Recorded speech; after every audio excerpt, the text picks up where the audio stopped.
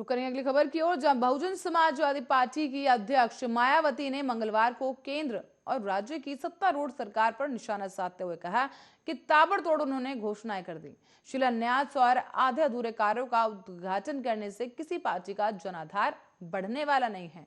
उन्होंने बिना नाम लिए समाजवादी पार्टी पर भी निशाना साधते हुए कहा कि उत्तर प्रदेश में विधानसभा चुनाव से पहले दूसरी पार्टियों के निष्कासित और स्वार्थी किस्म के लोगों को शामिल करने से कोई पार्टी मजबूत नहीं होती। मायावती ने सत्तारूढ़ दल बीजेपी पर निशाना साधते हुए कहा कि चुनाव घोषित होने से कुछ समय पहले केंद्र और उत्तर प्रदेश की सरकार द्वारा ताबड़तोड़ घोषणाएं, शिलान्यास और आधे अधूरे कार्यों के उद्घाटन से भी पार्टी का जनाधार बढ़ने वाला नहीं है।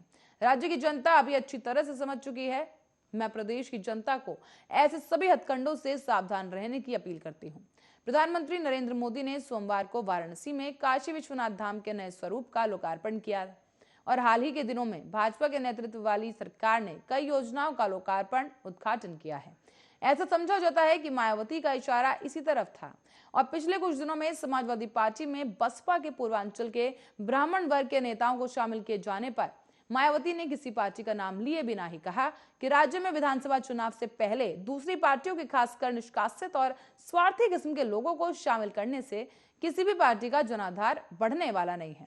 जनता ऐसी घोर स्वार्थी तत्वों को आयाराम और गयाराम ही कहती है। पूर्व मुख्यमंत्री ने कहा कि मीडिया के एक वर्ग द्वारा जनता के सामने ये सब हर दिन ऐसे दर्शाया जाता है जैसे ये कोई बड़ी घटना हो और जनता प्रभावित हो जाए। हाल ही में बसपा से निष्कासित पूर्वांचल के विधायक समेत ब्राह्मण समुदाय के कई नेताओं ने सभा की सदस्यता ग्रहण की थी और ऐसे में परोक्ष रूप से मायावती का निशाना इन्हीं नेताओं की तरफ बताया जा रहा है।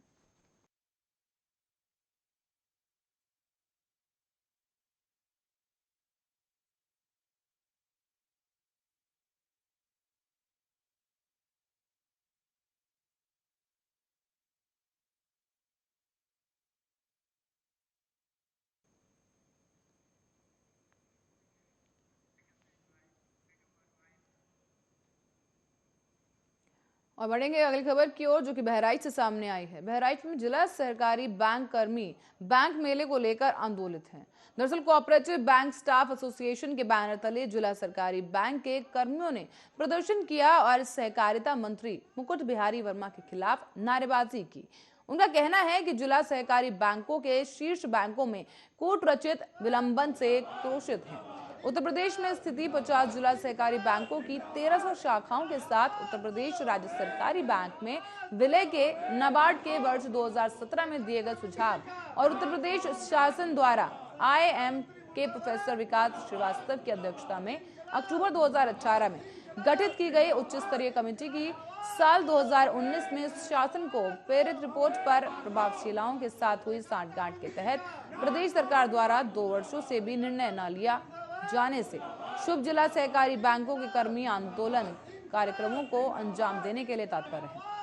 आपको बता दें कि सहकारी बैंक कर्मियों के साथ एकमात्र राष्ट्रीय संगठन all India cooperative bank employees foundation के संबंध cooperative box staff association Uttar Pradesh के महामंत्री विजय कुमार सक्सेना और राज्य अध्यक्ष साथी विजेंद्र स्वरूप सिंह ने सूचित किया है कि आयुक्त और निबंधक सहकारिता उत्तर प्रदेश कोऑपरेटिव बैंक और उत्तर प्रदेश शासन के सहकारिता विभाग के द्वारा जिला सहकारी बैंकों पर गैर बैंकिंग नीतियों को ठोककर टेक्नोलॉजी के नाम पर संशोधित का दौरा कर और आर्थिक रूप से कंगाल जिला सहकारी बैंकों को समाप्त करने की साजिश उच्च स्तरीय लूट के लिए पंडित तंत्र प्रतीक होने लगा है। जहां एक और केंद्र सरकार बड़े जिगर बैंकों का महामिलन कर विशाल बैंक का संरचना के पक्षधर हैं, वहीं प्रदेश सरकार के सहकारिता मंत्री दिग्भ्रमित होकर माननीय मुख्यमंत्री उत्तर प्रदेश की विलीनीकरण की कार्य योजना को क्रियान्वित होने से रोकने में जी जान से जुटे हैं। 2 पदाधिकारियों ने सूचित किया है कि जन जागरण और मुख्यमंत्री का ध्यान आकर्षित और समाधान के लिए पूरे प्रदेश में जिला सहकारी बैंक को मध्य अवकाश में मुख्यालय पर प्रदर्शन और बैंक सीईओ के माध्यम से ज्ञापन का वाणिज्य बैंक के साथियों को नैतिक समर्थन और विलीनीकरण की मांग को लेकर ज्ञापन सौंपना है।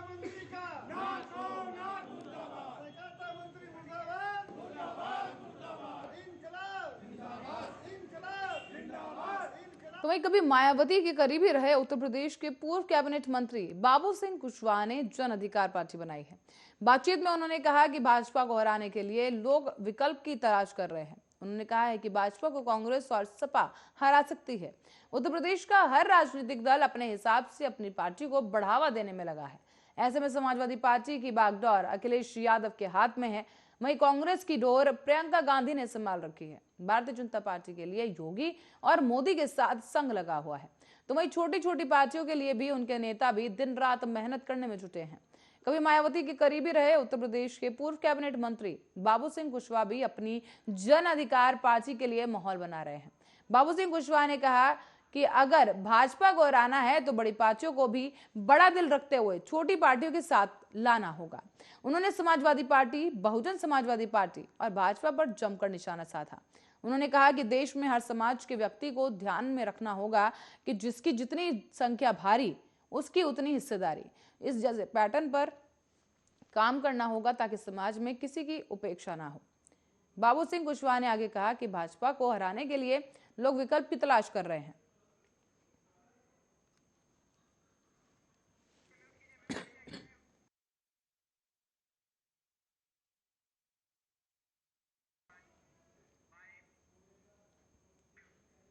कई बार रिश्तों को निभाने और खुद को साबित करने के लिए मुश्किल हालातों का सामना करके कई महिलाएं मिसाल बन जाती हैं। ऐसी एक महिला की कहानी हम आज आपको बता रहे हैं, जिसने अपने परिवार का भरण पोषण करने के लिए झांसी की सड़कों पर टैक्सी चलाना शुरू कर दिया। उसका नाम है अनीता चौधरी। अनीता बुंदेलखंड की वो पहली महिला टैक्सी ड्राइवर है। अनीता चौधरी की इस हिम्मत को देखते हुए झांसी के डीआईजी जोगेंद्र सिंह ने उसे पुरस्कार देकर सम्मानित किया। झांसी की सड़कों पर टैक्सी चलाने वाली अनीता चौधरी झांसी के तालपुरा में रहती हैं। अनीता चौधरी ने बताया कि उनकी उम्र लगभग 36 वर्ष है। अनीता चौधरी की साहस की जितनी तारीफ की जाए वो कम होगी।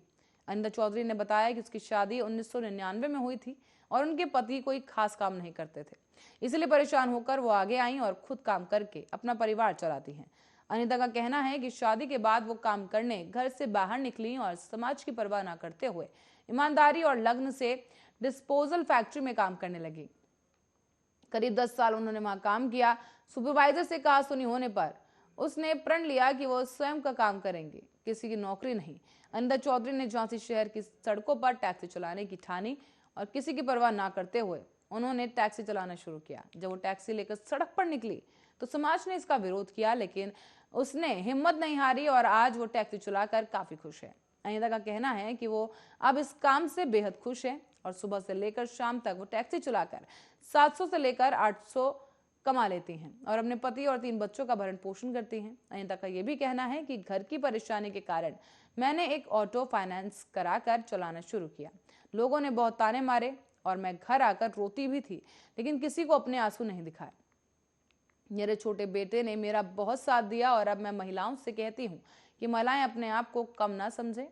ट्रैफिक पुलिस भी हमारा साथ देती है।